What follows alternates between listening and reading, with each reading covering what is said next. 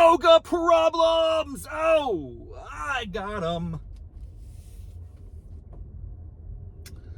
Oh, I got them. Today, last day of the year, had to kick it off with some hot yoga action at OBX Hot Yoga. Oh, they don't play games, my friends. My third day of the week at OBX Hot Yoga. It's the place to be if you're on the Outer Banks, you're looking for hot yoga action. As the name suggests,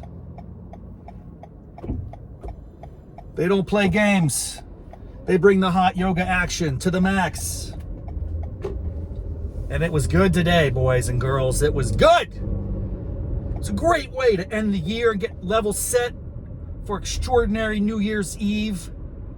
Down in the Outer Banks of North Carolina, is there a better place in the world to celebrate the passing of time, the beginning of new opportunities? Oh, I'm so psyched. And it's a beautiful day down here. It's gonna be I'm gonna go on a walk. I'm gonna record a walk and talk, some end of year summary thoughts, commentary, stream of consciousness, man. I'm in a good spot. I mean, somewhat. I'm never in a really good spot, let's be honest. And come out of hot yoga, man, I just don't know how to describe some of those situations. Today, I want to hone in on what I would consider a fundamental necessity for any functioning yoga studio that there's clearly not widespread agreement on this belief that I'm about to share with you. Because many a studio, including the one I went to today, do not adhere to this policy. But in my experience, I would say close to 10 years of experience, actually it's about 9 years. I think I started yoga at about the age of 40. It was one of those things where I realized I was getting old. I'm over the hill. My dad was having some heart issues. I thought, now would be a good time to pick up some new form of exercise. What should that be? Well, I don't like to jog and run. I did that a lot in my 20s and 30s. I ran a marathon. That was miserable. And it's too jarring on the knees. I don't know how I landed on hot yoga, but I was hooked from the first go, man. And I've been crushing it ever since. And I know it doesn't look like that because I'm a bit overweight, but that's diet, not exercise, my friends. Diet is 80% of the problem. Anywho,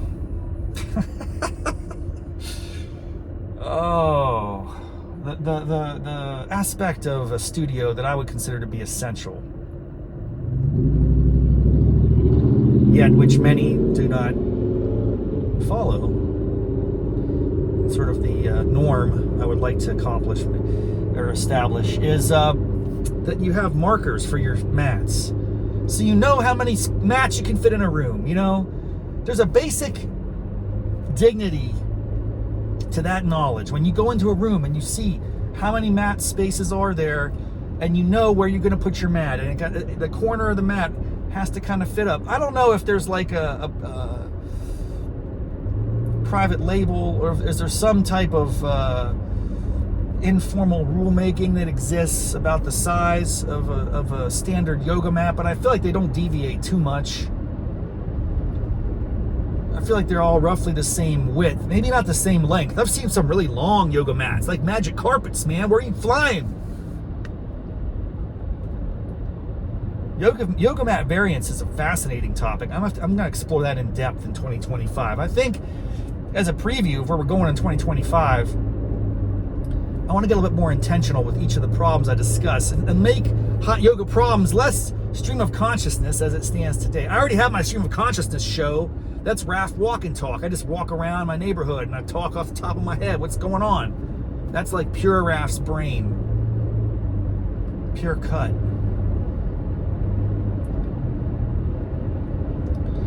I need hot yoga problems to be a little more focused and topical. Maybe I'll do like a pose of the day and just give my thoughts on the pose. Or I'll discuss this very specific or acute problem in the course of, say, 5 to 10 minutes, which is the distance of my commute, my journey home. So that's where I'm thinking about that show in 2025. And I guess the problem I would identify today, if we were to use this as an example, is I would hone in on this idea that for me, a fully functioning and effective yoga studio that is respectful of the dignity of its patrons will have designated markers for where to put your mat. I would say, if you take it to the next degree, if you want to cater to the customer extensively, to the max, you want to differentiate yourself in this competitive marketplace of yoga studios, because they're everywhere. Anybody can throw up a yoga studio sign, come up with a clever name. Just take any pose, crow yoga. I mean, you can imagine. Down dog is the name of a studio. Yeah, that's brilliant. It's just the name of a position. That's cool, man. Maybe it's a good position. It's kind of like home base for all the positions. Meditate, hot flow. You can imagine. Anybody can throw up a shingle and be like, I'm a yoga studio, and I guess you can get certified. There's different ways to do that. I have 200 hours of teacher training myself. Yes, indeed. I could throw up a shingle. I could do yoga. Maybe I should do that, man. What's stopping me? I guess the space. But if I did have a yoga studio, you bet your bottom dollar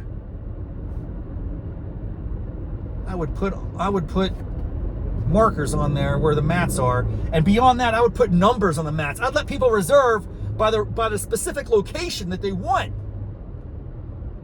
And I would charge a premium for the corner spaces and the back spaces, because that's where people want to hang out. I've noticed. I go to class early, and usually I'm in the front corner. I like the corners, so no one can creep up on me. I like the corners. But I'm not alone in that preference. There are many what should we call these people? The corner lurkers. Corner lurkers, is that a thing? I don't know. But what I do know is that if you don't know how many spaces you have in the studio, you can overpack the studio, and then people are laid down, they're chilling, like me, doing breathing exercises, and then someone comes up and is like, hey, can you move over? I'm like, nah, really? I'm up against the wall here, son. I don't have much room left. What do you expect of me? I could be like the Kool-Aid man and bust through the wall. Boom! Yo, yeah! No, I don't think they would take kindly to that.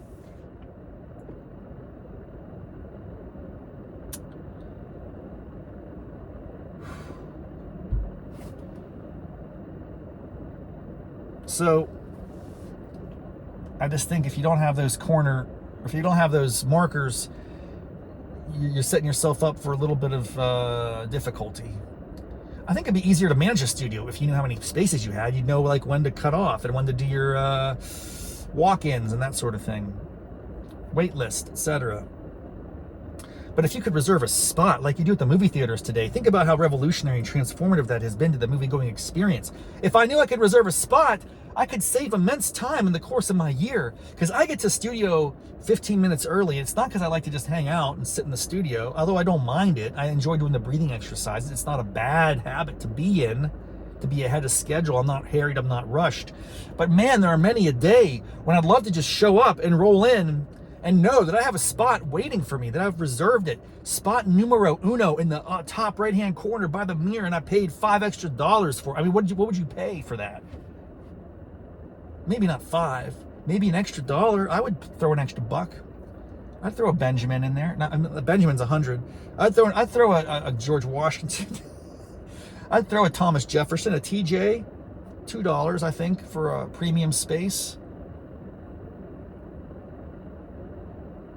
I think, and you could also lower the cost of the other spaces and maybe allure some newbies to come in, like reduce your upfront costs. It shouldn't be a flat rate is what I'm saying. You can reserve spots, you can have designated locations.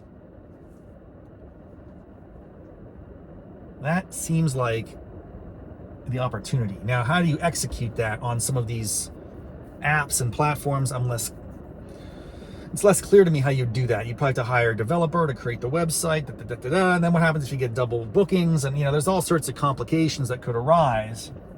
But I think the juice is worth the squeeze, my friends. Let's give it a shot. My Yogi Land studio owners in the audience, I encourage you to look into this. Reach out to me. I could be a guinea pig, a test subject. I will help you devise the most brilliant arrangement of locations, numbers, spots, price structure. You should have matinee costs. You should have like all sorts of peak pricing. You could actually have the prices go up as more and more people book in the class, right? Like it becomes more popular. There's lots of different pricing mechanisms that we could play with here. I'd be all for it. Not even before a studio that makes you pay an exorbitant upfront fee, but then you earn money back as you go to the studio. So let's say it cost me $10,000 to join the studio, all access. I can earn up to like $8,000 back over the course of the year by attending sessions, by going through the classes. And I can't just go and like get my, swipe my card and pretend that I did the workout. I have to actually, get authenticated that I attended so many a year, and going to so many confirmed full sessions would then entitle you to payouts over the course of the year. I think that's the most underutilized potential for a gym of any kind. A yoga studio could work that way. Someone needs to come up with this pricing model, because you'd be betting against people. Ultimately, I would probably not consume enough. I would get lazy. I'd be like, I guess they took my money. I guess I lost the bet. The studios would reap extraordinary profits from that, because not everybody would get the full value out of the arrangement. They would lose the bet. I think I think that'd be a fun way to run a studio, or at least make it an option. Doesn't have to be the only way, but I think it could be an option that you throw out there. I'm going to write that up. I'm going to send it to Core Power. I'm going to see what we can do. We're going to call it the Raff Plan, and it's going to be all about a high upfront cost, but that you accrue monetary compensation incrementally as you attend the classes and complete them over the course of the year. Now, the question would be, could I come out better financially if I did it that way? Like, let's say, I'm making this up. Let's say I'm just using numbers that are easy to do math with. Like, let's say it's $1,000 a year for all access to a studio. That's low end probably, but let's just go with it for it's easy to say. But let's say it was $10,000 or $12,000 for a year of upfront cost to get all access, but I could earn back $11,500. Do you get this? Do you get where I'm going with this, people? This is the plan. This is the future. In the meantime, the studio would have the full $12,000. They could invest it in Bitcoin, make a mint, hodl for a year,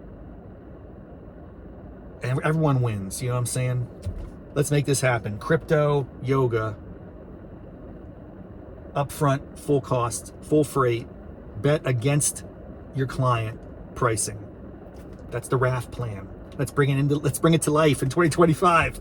All right, my yoga friends, it's been extraordinary. What a great year. I'm looking forward to another exciting year of hot yoga action. Oh God, it's called Hot Yoga Problems, not action. I'm in a good mood. No problems today. Hope you have a happy new year. We'll see each other in the new year. We're gonna have a great time talking about my hot yoga problems. If you have hot yoga problems, let me know. We all got these problems, my friends. If you're in hot yoga, you got problems, let me know about them. We'll discuss them, and we'll have a good one. Until then, namaste, mofos.